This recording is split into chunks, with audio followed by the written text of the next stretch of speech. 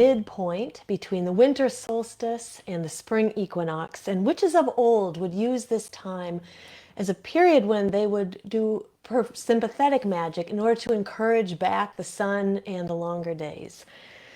The Imbolc season is also associated with the goddess Brigid, who can help us connect to our more creative side. So join me tonight as we talk all things Imbolc, including ways that you can celebrate the Imbolc season. So merry meet, I'm Aislin. This is Ask Aislin. It's so nice to see all of you tonight who are joining us live. So merry meet. You can leave questions and comments in the chat. There's a Q&A at the end. You can ask questions about anything related to witchcraft, shadow work, and energy work. And also leave a heart or a thumbs up anywhere in the video, and that will help us get this out to the feed of more people. So welcome everybody. So let us dive in. There's a lot to talk about. I wanted to start by talking about what is Imbolc, where does it come from. It is a lesser known Sabbath that it falls to the wayside when compared to Samhain or Beltane or Yule or some of those more commonly known ones. But personally, to me, Imbolc is one of my absolute favorite Sabbaths. It's one of my favorite ones to celebrate on my own. It's also one of my favorite ones to lead people in ritual. And so we have a lot to talk about tonight. All right, so the Imbolc is the great fire festival of the Celtic people, sometimes called Candlemas. We'll talk about that in just a bit. Candlemas is the Christianized name, but even there are some pagan books that will refer to Imbolc as Candlemas. This is a Sabbath about finding a spark of light within the darkness of winter. And in particular, those of you who live in colder climates, to me, this Sabbath is extra special. I just returned from Boston a few days ago where I spent 9 days and I hadn't seen snow in quite some time. I hadn't lived in cold climate like that in over 2 decades. And it reminded me about my Imbolcs that I used to celebrate in Boston when I lived there. So I just wanted to start by telling a little bit about that and how Imbolc is so special to me because of my experience. And when I first came to the craft, I came to the craft at around 1920. I was going to school in Boston at Berklee College of Music. And I remember very distinctly those first few Imbolcs that I celebrated with myself and a roommate of mine in our apartment that had a bay window and faced out onto a busy street. And at that time, I remember this particular, probably the first or second Imbolc that I ever celebrated. There had been a big snowstorm. Everything was locked down. You couldn't really go out very much. And I remember us lighting all of these candles and then just turning off the overhead lights and then just sitting and basking in the glow of the candle flames and then dedicating myself to the path. And it was such a magical experience. And while I live in Los Angeles now, some people say there's no change in seasons here, and that's not true. People who live here know there are some seasonal changes, but not like that experience that you might have in the colder climates of the world. And but no matter where we live, what Imbolc reminds us of is that there is this stirring of change. We've descended into the dark deepness of the winter, which is an important part of each of our cycles, right? To be able to go inward, to pull back, to slow down, to kind of contemplate. And then eventually there comes this point when we start to move out of it. And Imbolc to me is that first inkling of it. We were not really quite aware that we're moving towards springtime yet, but the days are getting a little bit longer. And that can be the first indication that we really truly are in the waxing half of the year. So I'd love to hear other people's experiences with Imbolc. If this is a holiday that you celebrate, if you have a similar experience as me, or maybe a different one, I would love to hear from you as well. So, and here now I can see the chat. I see Cindy is with us and Kurt. So I'm just going to pause for a second to say hi to everybody. Elizabeth and Joanne is here, and Amy and Jenny, who I just saw recently. We were in Salem together. And then another Elizabeth is here, and Andrea, Peggy, Cindy, Jamie. Great to see all of you guys.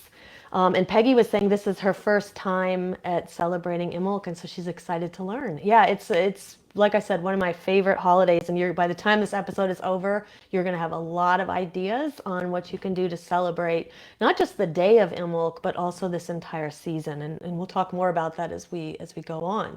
I also have a lot of links that I'm going to be dropping in the chat. Those of you who are watching this back on YouTube later, you'll be able to find those links below in the comments. But I'm going to be giving you some links on different crafts that you can make, a recipe you can make for Imbolc. So a lot of great fun ideas that we'll be talking about tonight. So Imbolc is a cross-quarter day, like I mentioned. It's a lesser known Sabbath. It doesn't mean it's less important. It just means it's less well known. It is the midpoint between Winter Solstice and Spring Equinox. And traditionally, Imbolc is celebrated sometimes from sundown on the 31st of January to the sundown on the 1st of February. Sometimes it's celebrated from sundown on the 1st of February to sundown on the 2nd of February. It kind of depends on the tradition you're in. There's not really a right or wrong answer here. But what is important to talk about is that astrologically, it is a different date every single year because the solstices and the equinoxes move every year. So too does astrological Imbolc. And so this particular year, astrological Imbolc is going to fall on Monday, February 3rd to Tuesday, February 4th. So I say this pretty much every Sabbath. Somebody kind of writes to me panicked that they missed a Sabbath, because they weren't able to celebrate on the exact date. And what I'm here to tell you is that you don't have to worry about that, because if you miss the first or the second, it's not even astrological Imbolc yet. And plus you have this entire season of energy that really doesn't start to shift and change until you're about midway through March, So plenty of time to celebrate. Now, Imbolc derives from the word oimelc, spelled O-I-M-E-L-C. It translates to ewes milk in many translations. This suggests, or this points to this importance of the ewes, sheep, and other milk-bearing animals that were honored by our ancestors at Imbolc.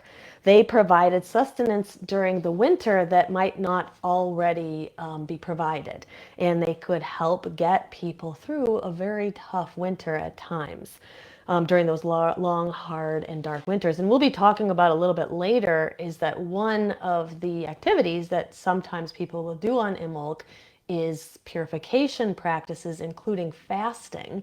And we'll talk a little bit more about kind of the difference between our ancestors fasting and then perhaps us doing it in kind of an honorary way today.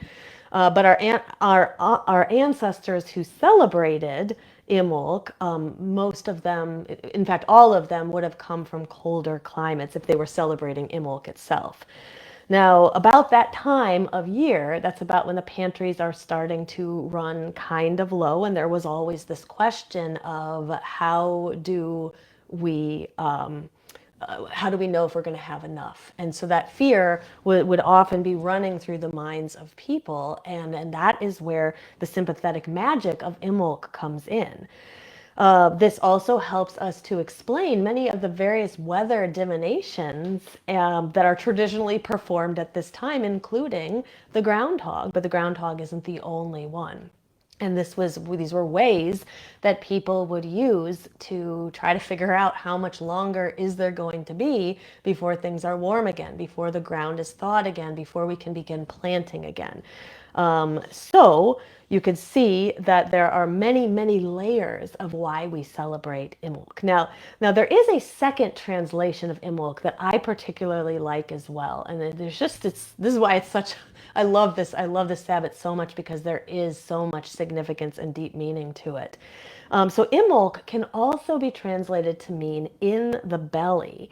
And this is a reference to this idea that the goddess herself, though she is not yet pregnant with the god's child, who will then, she'll conceive at Beltane and then go on to give birth to him at Yule in the pagan Wheel of the Year myth. But within her belly are the seeds of new life. And so it reminds us that the goddess is fertile even when it seems like it's dark and it's cold. It reminds us too that we are fertile, whatever that means to us, whatever it is that we want to draw in, even when it seems like our power is diminished, when it seems like it might be dwindling, when we're feeling depressed, which is a very common feeling to feel at this time of year with the lack of sunlight. Even in all of that, we still contain that seed within us, the seeds that can blossom and they can bloom and they can produce the fruit, of what we want, what we desire in this life. So I really love that translation as well. And so I kind of pause here for a moment before we dive into ways to celebrate Imbolc and just kind of ask a rhetorical question, not necessarily meant to answer it right now, but to think about it as you move into Imbolc season and maybe throughout Imbolc season. But what seed or seeds would you like to plant? We often think about planting as being a very Ostara activity, a spring equinox activity, right? But planting begins in the mind. It begins in the thoughts and the intentions, and so oftentimes one thing that people can do at Imbolc is start to think about that. What seeds will you be planting as you move further into the wheel of the year? Now, Imbolc has always been associated with the Celtic goddess Brigid, as I mentioned in the introduction, but let's talk more about her now. She is a goddess of fire. She is a goddess of fertility and inspiration. She is a goddess of creativity, of smithing, of poetry, and of purification. So probably somewhere in there you can find an intention that resonates with you. She is a patron goddess to those who craft with their hands, with those who write. And she's a patron goddess to mothers too. Those who are new mothers, when you say she's a midwife who helps new mothers bring their babies into the world. But she's also a goddess of fertility, which doesn't have to just do with bringing in babies. It's also what do you want to be more fertile in your life? She's the goddess who can help you find that. Now, there are stories in the myths of Brigid. It's said that she was born on February 1st, and that's why we have this deep connection between her and an Imbolc. The Christian church should be no surprise to any of you who've been on the pagan path even for a little while. The Christian church could not get people to give up this dear goddess that they had, just like they couldn't get people to give up their Yule traditions or their Samhain traditions. And so they created a holiday juxtaposed next to Imbolc so that it would make the conversions a little bit easier. That holiday becomes Candlemas, and Brigid became Saint Brigid. But it doesn't really matter what we call her. She is still the divine feminine. She is still alive. And I think what's also really special is that she's such a popular goddess, especially in Ireland, and a popular saint, that they actually have made February 1st a bank holiday in Ireland. And so I think that's really an important thing for us to remember when we think that the old ways and the goddess have been diminished or have been hidden, but to see that out there, it doesn't matter that people are calling her Saint Brigid. She's still that same energy, right? She is synonymous with Imbolc in many ways. And in fact, my own coven, which is an eclectic coven and will change the deities that we work with from Sabbath to Sabbath, literally in 15 years, I think that we have only honored one other deity besides Brigid one time in those 15 years. Otherwise, it is always Brigid. And that's just because this holiday is so synonymous with her. So we are going to jump in now and let's talk about some ideas for how you can celebrate.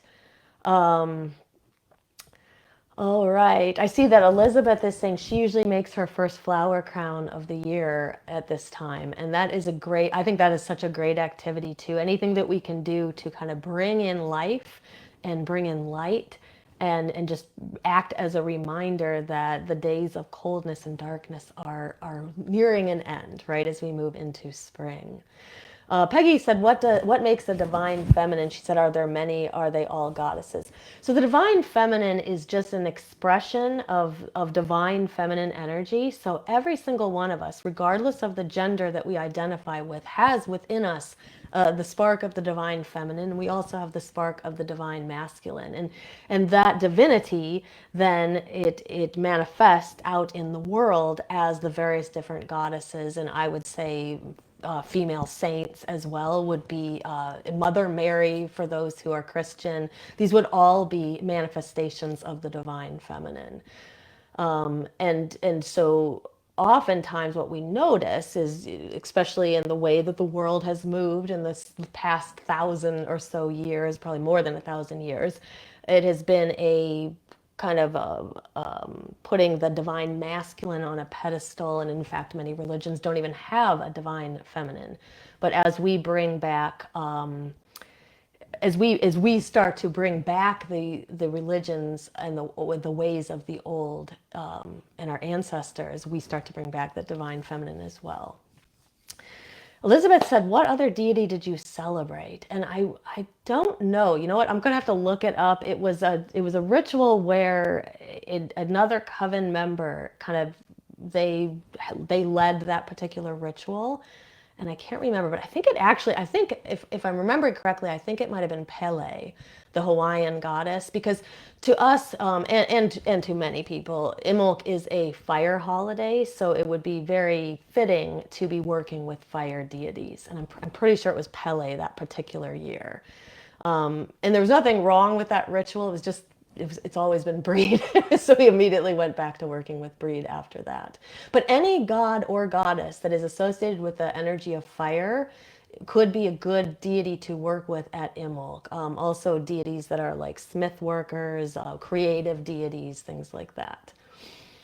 Okay, so let us talk about the first idea, which we've already been talking about. But the first idea is honoring the goddess Brigid. So you can honor the goddess Brigid through a variety of different ways. And one way is just through simple offerings. So Brigid, because of her connection to Imbolc, she's connected to milk and to cheese. So those are really good offerings that you can leave for her. Honey, candles, because of the association of bringing in the light, blackberries, which is a winter or other winter blooming berries, bread. We'll talk a little bit more about baking bread is a big activity for Imbolc, but you can leave bread for Brigid, coins, any crafts that you have made. Other symbols of hers are spears and arrows, and then also poetry, because she is the goddess of poetry. So you can write poetry for her, you can read poetry that you love, and those would all be really great offerings. So other things that you can do to work with Brigid and to honor her at this time is to light fire. She is a goddess of the hearth. So if you have a fireplace in your house or some kind of a cast iron stove or something like that, lighting that at this time would be really great. If you live in a warmer climate, or even if you don't, you could light a fire pit outside. You can light a fire outside. But if you can't do any of those things, just light as many candles as you can, and just fill your room with candles, and that's a great way to honor her. Another thing is she has this deep association with wells. And so if you have a well nearby that you can travel to, you can leave offerings at the well for Brigid, and you can actually commune with her at a well.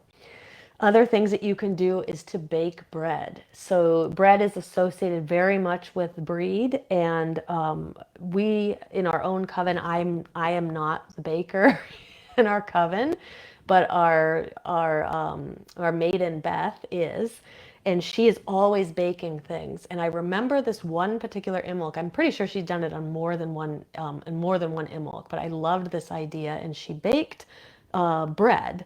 And I believe it was like smaller servings of it, individual like servings of bread or rolls. And what she did is she put little fortunes inside. She baked them inside of each piece of the bread. And then when the coven members, when it was time for cakes and ale at the end of the ritual and they were partaking in the bread, you would open up the bread and here would be this little fortune for you. And I thought that was such a neat idea, that I loved so much. So I wanted to offer that idea as for others as well. Now, another thing that you can do is you can make a breed's cross. Now, I scoured this place for my breed's cross, which I've made several over the past, Imbolcs, over the past 15 or 20 years of Imbolcs that I've celebrated. I could not find mine. But what I am going to do is I'm going to put in the chat here a link. And here is a link for how you can make a breed's cross for anybody who would like to check that out. You'll be able to get a visual of it. Basically, a breed's cross is an even-armed cross. Sometimes people will call it a Christian cross, but again, remember that the origin of all of this is long before Christianity. So it is an even-armed cross. It's typically going to be woven out of reeds, straw, or hay. But modern witches, including the ones that we've always made in our own coven, we have used pipe cleaners.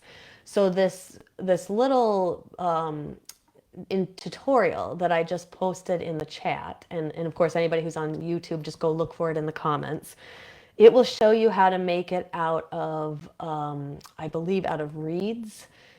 But you can replace that with hay, with straw, or with pipe cleaners, and it will work just the same. Now, the cross is made by folding the straw, the hay, the pipe cleaners in half, and then eventually weaving them all together until you have that even-armed cross. Now, the breed cross represents the sun. It's a symbol of the sun because of its kind of lower arms. It is a symbol of fertility, and it is also a symbol of luck. And traditionally, our ancestors would weave these together and hang them over doors or over windows. And they were thought to protect the house from fire and from lightning, from evil, from illness, any negative influence that people did not want near them. The practice is also believed to bring breed's blessings to your home and protection to your home for that entire year until the next Imbolc, when you would then weave another breed's cross and replace the one that you made the previous year. So I really love that idea. Like I said, use pipe cleaners if you don't have hay or reeds or straw. And they're very easy to make. You can just follow the tutorial. And even me, who's like not really very good at crafting, is able to make one.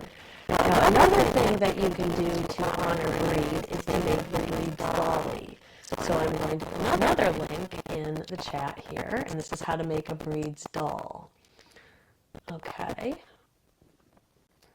Andrea said too she had found some other tutorials online, and I'm seeing too that people are saying the microphone has gone staticky again. That's not great. Hopefully that is going to correct itself. You guys let me know if it's still bad. Hopefully not too bad, and hopefully it will correct itself. Peggy's saying, is it just her? So if anybody else could, it's probably not her. That's going to be my fear here. But if anybody else could put in the chat if it's okay. So Amy said it's bad. Okay. So there's nothing that we can do about it. We just have to hope that it will correct itself. And if it doesn't, I'm just going to have to redo this episode again and then try to figure out what's wrong with my internet. There's nothing I can do to correct it once it's here. Okay, if you guys could let me know if you can hear at all, let me know if it ends up correcting itself at any point. The breed's doll is... Okay, Kurt's saying staticky, but not too bad. Okay, hopefully it'll correct itself very soon.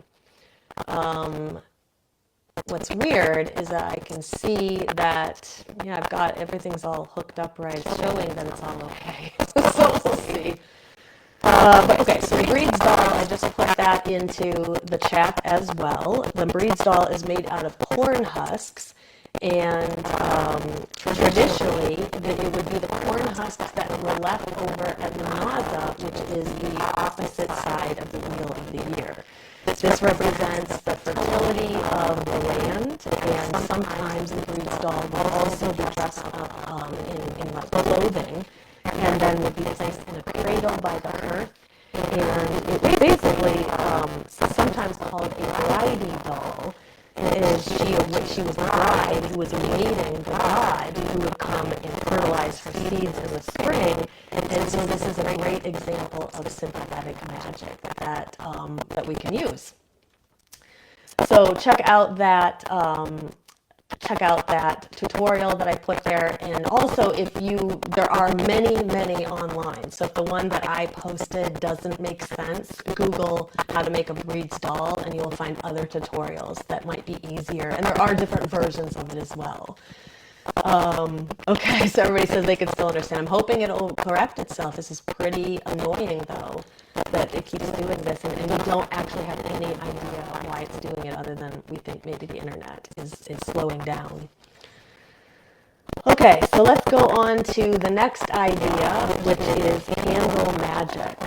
So candle magic is a great way to celebrate Imbolc. You can light as many candles as you possibly can. If you can't light real candles, you can still bring in the idea of candles by lighting LED candles. Use colors that are associated with the intentions that you want. They don't always just have to be white candles. You can use any candle that you want. Carve in intentions or sigils into the candles. If you have any intentions that you want, you can just carve those words into the candles. You can also use your intentions and sigils, and you can dress your candles with herbs and oils. And a few ideas that are associated with Imbolc are cinnamon, cedarwood, lavender, lemon, rosemary, jasmine, and angelica, and that is just a small list of herbs that are associated with Imbolc, but you can definitely infuse those and roll your candles in those. If you've never actually dressed a candle before, it's very easy. You can't be a candle that's already poured into something. If your candle's already poured into a container, you can at least anoint the wick with some oil. You can get any of those oils that are associated with Imbolc. If you have a candle that is not poured into the jar, what you can do is you can infuse it with oil. So you rub the oil into the candle, into the wick, and down from the candle from the top to the base. And then you can sprinkle your herbs on a piece of paper, and then you roll the candle in those herbs. The herbs will then stick to the outside of the candle, and then you just want to be a little careful when you're lighting that candle, because those herbs and the oil are going to serve as a catalyst, which will likely make the candle burn with a hotter flame, with a faster flame. And so just one word of caution with Imbolc is that it is a fire holiday, so you have to just be careful with the element of fire. Many Imbolcs, the fire alarm usually goes off at our house during Imbolc when we're burning things. I have many stories of things like kind of catching on fire at Imbolc, so you just want to be a little careful, especially if you're using herbs and oils as a catalyst. Now, if you've never tried candle gazing before, and you're going to work with some candles for Imbolc, that could be a good time. This could be a good time to try some candle gazing as well. Really great practice for the season, and now people are saying the video is better. Oh, thank goodness. Okay, but we're going to look into this very expensive internet that I have that is not serving me if it's not staying stable during these lives. Okay, so the next idea is cleansing and consecrating your ritual tools or other magical items. So at the end of this, I'm going to tell you about our Imbolc ritual that is going to be coming up on the 8th of February, where we're going to be working with the elements. But another ritual that we've often done in our coven is a consecration of the tools. So in a ritual like that, we have everyone bring tools, and it can be new tools that you just got, or it can be old tools that you would like to reconsecrate and rededicate. And you bring them to the ritual, and then we will consecrate them. So let's just talk about like what is consecrating of tools, like why would a person do it? So consecrating is about setting something aside to be dedicated for a specific purpose. So it's the difference between taking a knife, like just an old steak knife, right, in your house, and it's just a steak knife, right? It has this mundane purpose. But when you consecrate it, you set it aside as being sacred, and now you have yourself an athame. And by the way, that is an easy way to have an athame if you can't afford a fancy athame. This is what I did when I was in college, is just get a steak knife and I wrapped some pretty ribbons around it, and I did a consecration at Imbolc. So how could we consecrate our tools? Well, usually when we're consecrating tools or doing a consecration in general, we use the four elements. Sometimes the fifth element of spirit is also included. So there's a lot of options here. So you can take your tool as long as it's not flammable. You can run it through a fire, or you can run it through the top of a candle. You can then sprinkle salt over it in order to consecrate it through the element of earth. You can sprinkle some water over it to consecrate it through the element of water, and then you can blow on it to consecrate it through the element of air. So it's very simple, and you don't really need much in order to do it. You can also use white light and your own intention. Your intention is probably more powerful than any magic you can imagine that you have, as long as you put your belief behind it and your will, right? And so you can simply take the tool, it's too bad I didn't bring a tool here, but you know what I do have is, and I was going to show these anyway when we were talking about candles, is Beth. She just she's made these beautiful quarter candles for our coven, and we're getting ready to take these to an in-person ritual that we're going to do on Saturday. So you can take the item and you can hold it in your hand, and then you can send your intention into that item that this is now going to be set aside. So this isn't just an ordinary candle. This is a candle that has been consecrated and set aside and dedicated to be the quarter candle for our coven, to represent the element of earth. So your intention and sending white light into the object can be very, very valuable as well as a way to consecrate something. And here's the purple and the blue for the water element and the spirit she made. But these are just so beautiful. And that actually reminds me of something I was going to mention, is that if you're somebody who makes candles, or even if you're somebody who's never made them before and have always wanted to, Imbolc could be a great time to try that out, and make some quarter candles like Beth did, or just make regular candles that you can use for your spell work.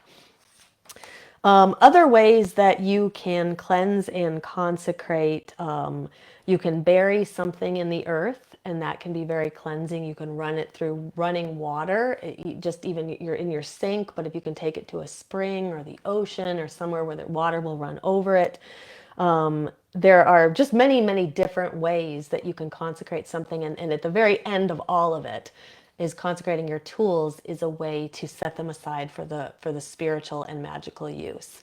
So it's not really uncommon for witches to bring out their athame and their wand and their candles and all their tools and just consecrate everything, every single Imbolc, and it cleanses it of any negativity it might have picked up, and it just purifies it for the coming year. So really great idea. Another idea for celebrating Imbolc is food. Food is always a way to celebrate a Sabbath, and probably the most traditional dish of Imbolc is colcannon. So let's put a link in the chat on how to make colcannon. Now, the link I'm about to put in the chat, this is a very traditional colcannon. So traditional colcannon is made of potatoes, cream, heavy cream, butter, cabbage, and some salt and pepper. And there are recipes where people will put in leeks. They'll put in they can put in green onions. I actually saw a recipe where people put kale instead of the cabbage. But the traditional colcannon is usually going to have cabbage. It's basically called Irish mashed potatoes. If you've never had it, I highly recommend it. It's a delicious dish. If you are vegan or vegetarian, there are also ways, I guess this would be vegetarian, but if you're vegan, you can always substitute out the cream and the butter, and you can bring in vegan versions of it. And we've made vegan colcannon many, many, many years, and it turns out really good. So you can check out that recipe that I posted in the chat. Like I said, it's a very traditional recipe, but Google if you're looking for other ones, and you'll find a lot of different variations. But great dish. If you are working with a deity, if you're working with Brigid or other deities, you can offer some of the colcannon to them, and then you can have some yourself. But just a nice way to celebrate Imbolc with some food. And colcannon also was a dish, if you kind of imagine, again, the story as I was saying in the beginning of our ancestors sort of wondering when the springtime would come, watching the pantries get lower and lower. These are staple foods that can feed a lot of people. And so they would make big, big vats of colcannon, and it could go a long way to feeding many people. Okay.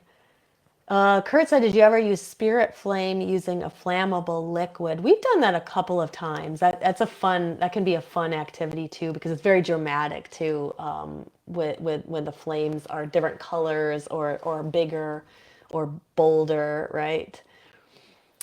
Okay, so next idea is cleansing and blessing your home. So this is also a traditional time to do blessings. Again, this is a time of purification. I think probably where this idea of purification comes from is that the cleaner and the more purified you could be, the more likely you are to not catch illnesses in the dead of winter when there's not like a lot of sustenance, right? And I think that's probably where a lot of these purification and cleansing practices come from that are traditionally associated with Imbolc. But it is a time of cleansing, blessing the home. Child and pet blessings are very common at this time. It's good to move stuck and stagnant energy in your house. Sometimes people wait to do spring cleaning to open the windows, but even in the very cold, it can be very good to open up the windows and just get things moving. Stuck and stagnant energy in your home kind of translates to stuck and stagnant energy in your own personal space as well. And so moving energy is the idea here. You can use a sage stick, you can use other herbal sticks, you can use incense to just kind of cleanse the area, cleanse the room. If you want to kind of banish negative energy, you can take the sage stick and take it in a counterclockwise direction around the house. If you instead want to bring in more positive energy, you can go in a clockwise direction. You can use bells, you can use water, you can kind of asperge with water by flinging it out to the edges of the room. You can use a broom to sweep, to move energy that way. You can use feathers. So there's a lot of different ways to move energy. But I highly recommend it, especially if the house has been kind of shut up and kind of you haven't had the windows and the doors open in a while. So it'd be a good time to bring in and kind of move some energy, right? Bring in some wind, some colder air, and just kind of move the energy around. Now I think I'm going to talk about, I'm going to talk about a little bit later. I'm going to talk about purifying yourself as well, as fasting and different practices you can do. But let's also talk about sympathetic magic. So sympathetic magic is very tied, especially tied to Imbolc, because there's this idea of bringing back the sun. Our ancestors, again, were trying to encourage the sun to come back. You know, if you think about it too, where sympathetic magic really comes from is the science that we take for granted today did not exist during all times, right? And so today, we know that no matter how cold it gets, the springtime's always coming. We know that the summer is always coming. And we know that we can rely on that. But our ancestors didn't necessarily know that. And so sympathetic magic, it was believed that sympathetic magic was necessary in order to keep the wheel of the year turning. We know that the wheel of the year is it's going to turn, whether we are there to participate or not. But they didn't necessarily know that. And so sympathetic magic is very much connected to this time of the year, in particular, like the lighting of candles that represents the sun returning back to the earth and the longer days returning that would then also bring the fertility of the land. But there are a lot of different ways that you can do sympathetic magic. Like if you're living in an area that needs water, like LA, like thank goddess we had some rain recently, but if we need more moisture, if we need more humidity, you can pour water out into the earth. The idea of lighting the candles to bring back the sun. You could think of a lot of different ways to bring sympathetic magic into your life. Like think about the things that you need, and then think about symbolically how that could be represented, and that can form your own version of sympathetic magic. I think I mentioned this in another episode too. Another, like, let's say that you're feeling like really depressed or something, or maybe you're feeling like your emotions are really frozen. You could take ice cubes out of the freezer, or you could even bring snow in from outside if there's snow where you live, and you could melt it in a bowl or in a glass, and that can represent your heart thawing and your emotions, kind of warming up and coming and, bringing more life back into you. So there's just a lot of different ways that you can bring in sympathetic magic. Now, I mentioned dedications and initiations earlier when I told my story about being in Boston and kind of rededicating myself during an Imbolc.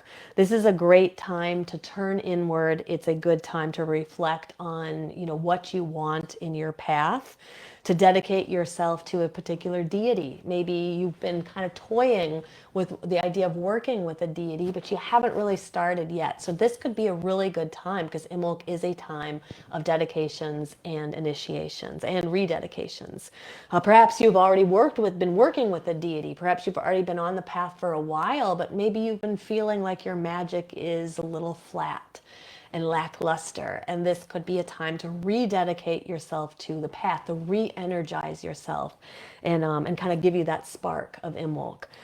This is also a great time to take vows of, it could be vows to a deity, it can be vows to a path, it can be vows to a group or a coven. In particular, we always do elemental vows at Imbolc. In fact, I think we've done it for quite some time, 5 or 6 Imbolcs in a row. We've done elemental vows, and I'm going to tell you a little bit about that at the end, and invite you, those of you who would like to join us. There's going to be an opportunity to join our coven and do that with us this year. But we'll talk about that a little bit nearer the end. Now, purification is also a great practice for Imbolc. Our ancestors fasted because they needed to fast. And that is an important thing to remember. Their fasting is very different than the fasting we might choose to do today. There was a lack of food.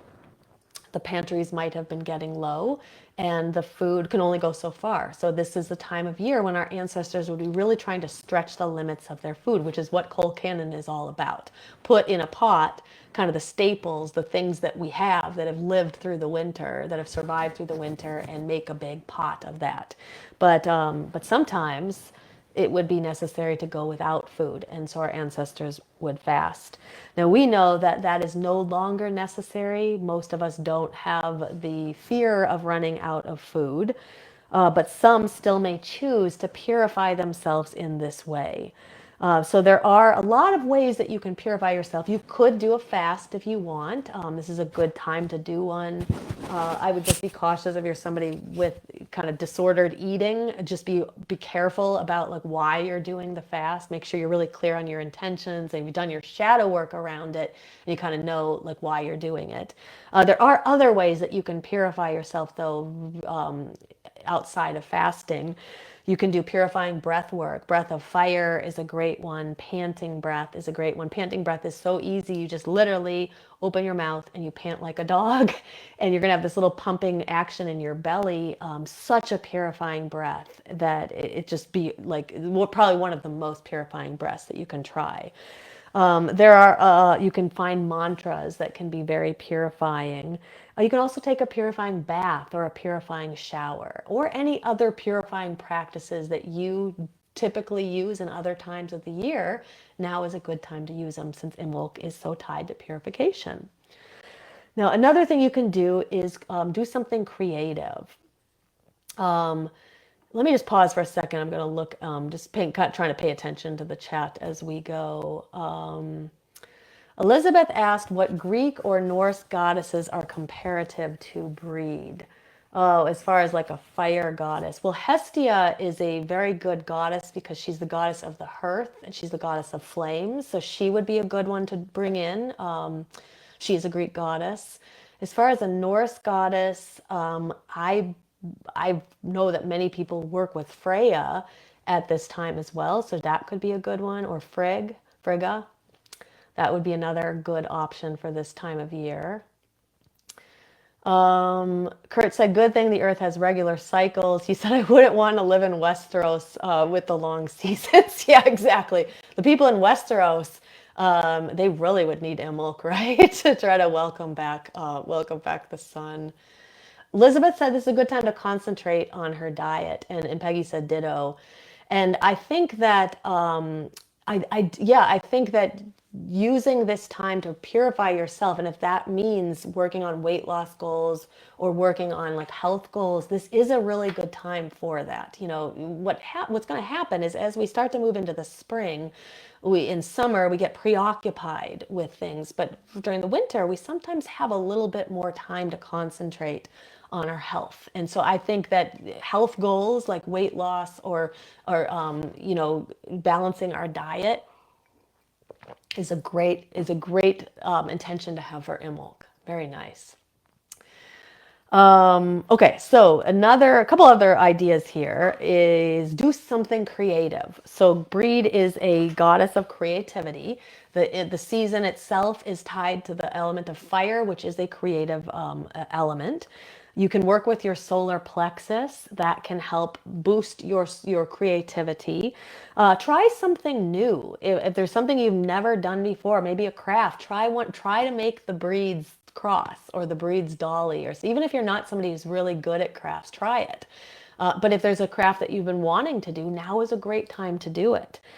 Picking up an instrument that you've never played before, but you've always wanted to, singing, writing poetry, anything that's creative. This is a very creative time of the year. And so you'd be really tapping into that energy if you did that. I always like to mention at Imbolc, the book, The Artist's Way, which is by Julia Cameron. And it is a book about how to sort of inspire yourself and find your inner creativity. And it's a book that is good for anybody, whether you think you're a creative person or not. Everybody is creative. And I think that, you know, this particular book goes through different ways to kind of stimulate and boost your creativity. But I think that as you do that, from kind of a mundane perspective, so like in some of the books, she'll talk about like journaling and she talks about walking. But I think it also begins to boost our magic, because what is magic? It's creativity. We're creators ourselves. You know, and that is, I think, a secret that is a secret to living your best life, is to really accept your role as a creator. And I think that where the Abrahamic religions led people astray in a lot of ways is by telling them that God is the only creator, but you are a creator. And I think that's anybody who came to my miracles ritual back at Yule a couple of years ago, no, I feel like Jesus was a magician anyway, and he was trying to tell people that they all had magic within them, and they all have that creative force, that creative spark within them. So if you, especially if you're somebody who's feeling that you're not creative at all, or you're somebody who's felt like you used to be creative and you're kind of in a creative slump or a creative block, this could be a really good time of the year to kind of bring in that energy of creativity. So check out that book, Artist's Way by Julia Cameron. It's a fantastic book. And then finally, building an Imbolc altar is always a great way to, you know, honor the season. So here are some ideas for your Imbolc altar if you'd like to build one. The colors of the season are gold and red and white, but other colors, use your you know, whatever you're drawn to. You can add other colors as well. Candles are good. Put as many candles as you can on the altar. The Brigid's cross or the Brigid's dolly, if you make one of those. Your tools for consecration. If you want to consecrate your tools, you could lay those out on your altar. You could have flowers to kind of welcome in, sympathetic magic to welcome in the spring, coins, which represent the sun, right? Drawing the sun back in. A cauldron or a chalice represents the water element, which is tied to Brigid, Brigid's connection to the well as well. And remember that one meaning of Imbolc, which is in the belly. So the cauldron and the chalice is like the belly of the goddess. So very nice, a touch for your Imbolc altar. The anvil or hammer those are tools that are connected to Brigid as well, and so you could place symbols of that like that on your altar too. So before we go into the Q&A, I just wanted to talk just for a moment about our Elemental Vows ritual that is coming up on Saturday 2/8. So we've decided to postpone this ritual and not have it this coming weekend right on Imbolc. Number one, because we are already doing an in-person ritual here in Burbank, California on the 1st of February. For anybody who is local, there are still some tickets left, I've been told. So anybody who is interested in that and you're local, that ritual is taking place at the Crooked Path in Burbank, California. We kind of made this decision that two rituals back to back is just too much for us. And so we've decided to have our online virtual ritual, which is basically the online version of this ritual. We're going to be having it on 2/8. Now, for those of you who came to this ritual in the past, this is probably one of our, outside of Samhain, I think this is our most popular ritual. People love this ritual and it changes every year. Even though like we're kind of doing some of the same things, you have changed. And so you're going to have different intentions for the coming year. And so why this ritual is so great is it allows you to connect to the 5 elements. And then using sort of what you learn while you're connecting to the elements, you write a series of elemental vows, one for each element, that helps to guide you for, at least for the Imbolc season, but I would say for like the rest of the wheel of the year. And it's sort of like a template of what you want to work on for the coming year. And what I notice is every year mine change. I just, as I was kind of getting ready to plan out both the in-person and the online ritual earlier today, I came across the vows I wrote last year and I was looking at them and they're definitely not the ones I would write this year. So we encourage you to come, even if you've attended this ritual in the past, and see how you've changed and how the ritual, changes around you. We will be honoring the goddess Brigid, like I said, working with the elements. If you are in our Shadow Seekers membership, or you are a member of Covenant Midnight's Flame, you are invited to that ritual. It's part of your membership on 2/8. But if you are not part of one of those groups, you can also join us. And probably by about Thursday or Friday of this week, I'm going to start posting information on the ritual and how people can join us who are not part of one of those groups. And we'd love to have you attend, especially if you've never worked with Brighid, if you've never celebrated Imbolc before. This is a really fun ritual to be a part of.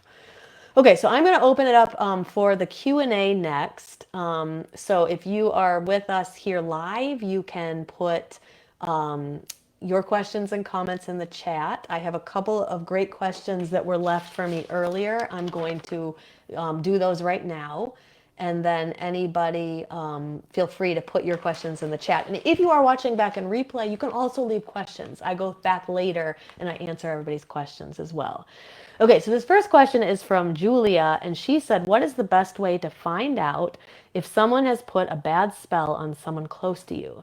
She said, I think that someone I know very well has an emotionally abusive boyfriend who has used magic to compel her to his will. Okay, so I have a lot of thoughts on this, and the first thought is that sadly, if you go and you try to Google a question like this, like how do I know if somebody put a spell on me or they're working kind of magic against me or something like that, you're going to get 2 responses. The 2 most common responses you're going to get are, number 1, don't be silly, witches aren't real, which I'll just laugh because we know that that's not true.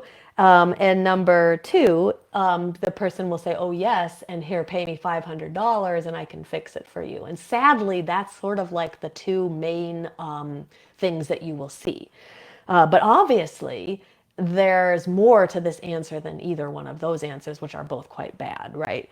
So here's some things to consider. So I did ask Julia a little bit about, like, did her friend think that she had had the spell placed on her? And she said her friend seems like she might, but that she's not really ready to acknowledge it or admit it, which can be hard for people, especially, they're in a relationship. They don't want to imagine that somebody could be doing that, could be compelling them against their will to do certain things, right? So here are some things to consider, though. And this goes for anybody who thinks that perhaps there's been magic worked against them. And I will say, first of all, if you think there's magic worked against you, probably more likely than not, there hasn't been. It's just my opinion. It's like, I always, like, sometimes the mind will go there, like somebody you have a streak of bad luck, someone's cast a spell on you. A lot of times it can be your energy is just off right now and you need to do some reset, some purification, work with your elements, clear all that out, and you'll find that everything starts to move correctly again. But it is possible, it's absolutely possible that people can be working intentionally against you and also unintentionally against you. Even their unconscious, subconscious sort of intentions can affect you in some ways. But I will say that you can only really be affected by magic if at some level, on an unconscious level, you either have, like, don't have your protective walls up, or you at an unconscious level you actually submit to it. And it can be at a very, very unconscious level, which is why shadow work can be really important for anybody. Like, anytime that you think there's sort of bad stuff happening to you, shadow work to me is always a go-to, because even if someone has cast a spell on you, the shadow work helps strengthen that part of you that might be submitting a bit to it. But the shadow work also can clear out, if there wasn't any magic worked against you, the shadow work can help you clear out any of those blockages that are what is getting in your way. But here are some things, like, if you really do think that someone's cast something on you, these are things to consider. Doing things that seem out of character. And so if you feel like you're sort of compelled to do things that are totally out of your character, there is a chance that there's been magic worked against you. Feeling sick, feeling bad, having aches and pains, things like that. Having thoughts, feelings, or emotions that don't seem like your own. Dreams that are kind of bizarre, that suggest someone having power over you. These can all be indications that someone has cast magic on you. Now, here's a couple of ideas. So the problem, I think, here is that we have a person who may feel that the magic's been cast against them, but they're not quite ready to admit it.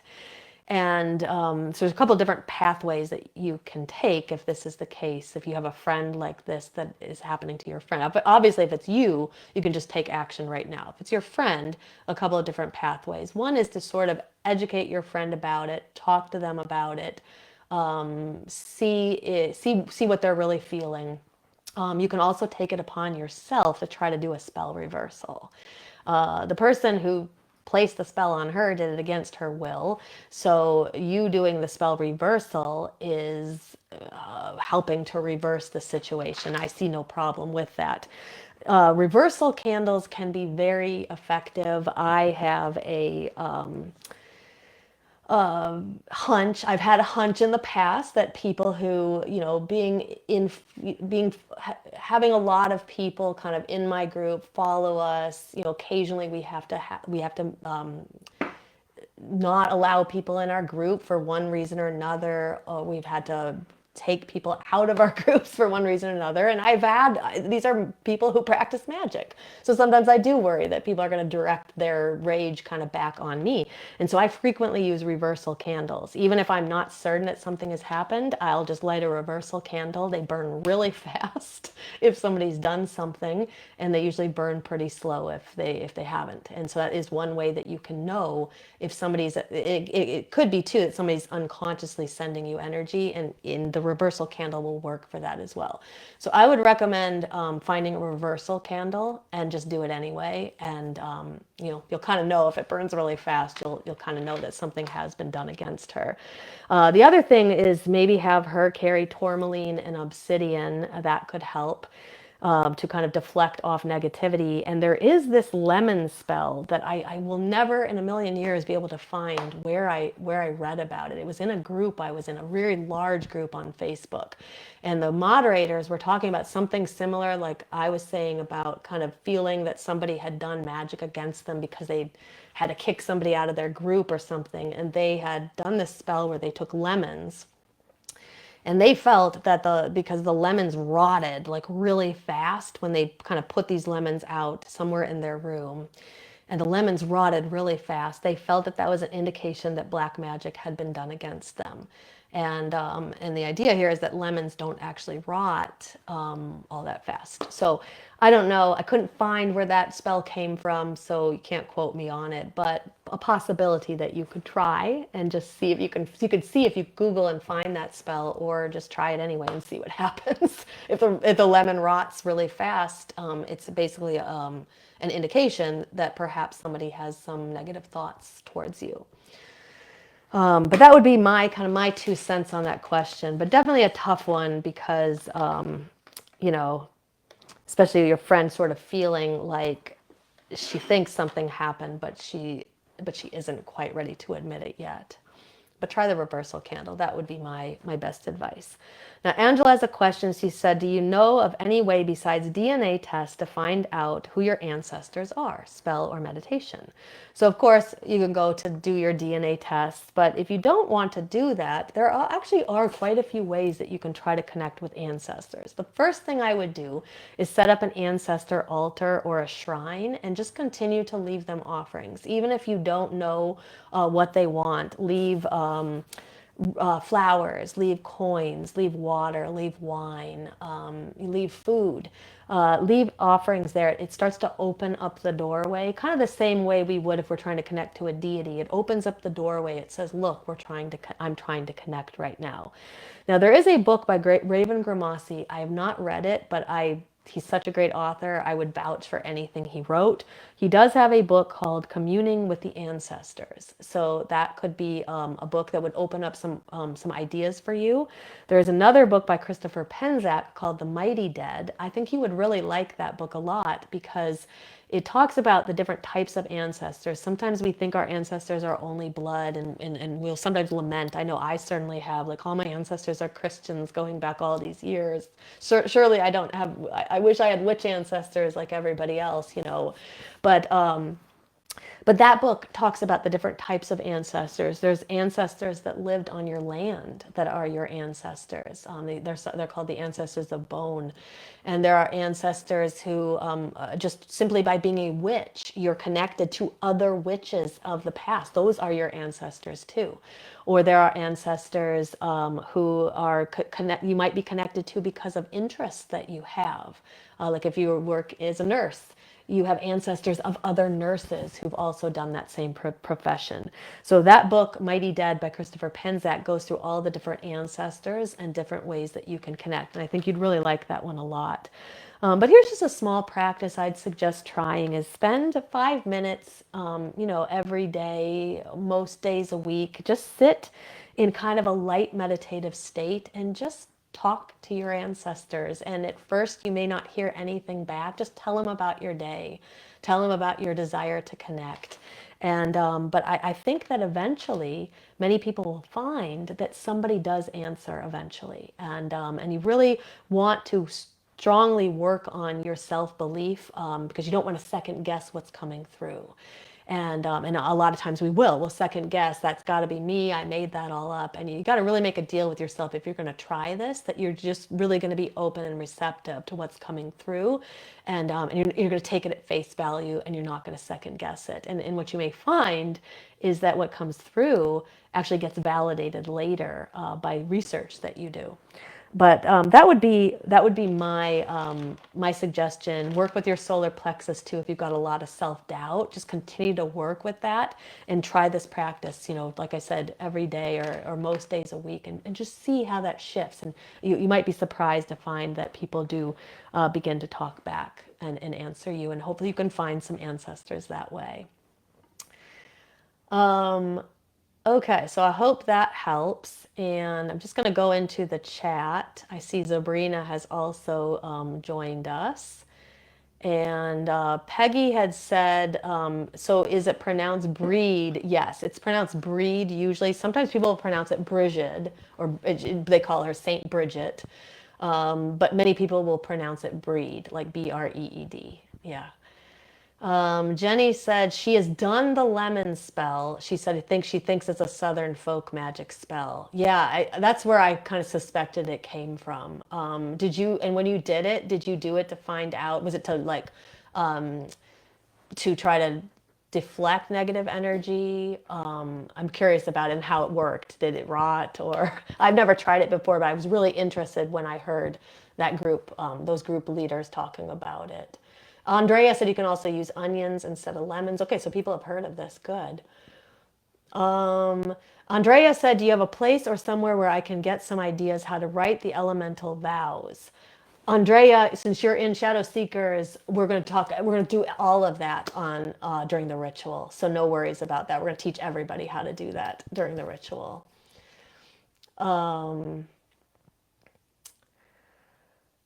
Okay. Anybody else have any other questions? Joanne said how we involve our children is fun. She said we already make Brigid's crosses and dolls. She said the kids love making them in flower crowns out of plastic, but a good teaching element. I love inviting children into the rituals too and raising them around the craft and everything. Peggy said, is the dolly like a poppet? And what are your thoughts on poppets? Yeah, so I think like I would differentiate the breed dolly with a poppet. Poppets are usually, I mean, I think that they have similar elements and probably someone might say they're the same thing. I think I would consider it a little bit different because when making the Breed's dolly, I would be making it to honor the goddess Breed as like just a traditional like way of honoring her. And a poppet is usually done to like direct energy towards someone. It can be in a positive way. So like you can use poppets for healing yourself or healing other people. But poppets can also be like the traditional voodoo dolls. They can also be used to send negative energy to somebody. But that was what I would say the difference between the dolly and the poppet is the poppet is more about like an individual person. And in my opinion, the dolly is kind of honoring the goddess. Great questions, though. Keep them coming. Jenny said, oh, about the lemon. She said, I was curious about it and had some signs that I needed more protection. She said, I backed it up with asking the pendulum questions. Nothing worked against me. Yay. Yeah, and that's another idea too, is backing up, like asking a pendulum. You know, if you are well versed in working with your cards or something like that, asking cards. If there's somebody sending negative energy to you, ask the pendulum. Okay, so I am going to, if there's any other questions, you guys can drop them in the chat. I'm going to go ahead and tell you about what is coming up. So our Demystifying Witchcraft course is opening to the public soon. I know I keep saying it, but it really truly is happening either later this month in February, but at least by March. And that is our comprehensive course. I think right now it has like 26 hours of information. It's basically the fundamentals of witchcraft is what I use to teach all of my in-person coven members, and now our online coven members also take that course. And if you decide to take that course, you can always you will always have the option to initiate into our in-person coven. So that, or not our in-person coven, our online coven. But that course is going to be coming out soon, so watch for details on that. Coming up on next week, on 2/1, like I said, there is our in-person Imbolc ritual in Burbank, California. On 2/4, we have an episode on working with deity.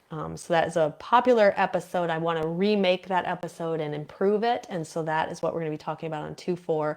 And then on 2/8 is our online Elemental Vows Imbolc ritual for those who will be joining us online. And remember, Shadow Seekers and the Coven, you guys are all coming to that for free. But those of you who are not part of those groups, you can join us as well. Just look for more info later this week. Amy said, if you don't have access to a corn husk, what can you use for the doll? I've seen people make it out of cloth, and I was going to post that link earlier, but I thought I should post the one with the husk, so it was the traditional way they make it. I'll go back and I'll find the other one where they made it out of cloth, and I'll post that. It was really pretty too. And then you have another way to do it. All right, well, as always, it's so great spending Tuesday evening with all of you. And if you like what you hear, make sure to leave a heart or a thumbs up somewhere in the video. It helps us get this out to to the feed of more people. Make sure to subscribe on our Body Mind Witchcraft YouTube channel. That way you won't miss any future episodes. And until next time, blessed be and happy Imbolc.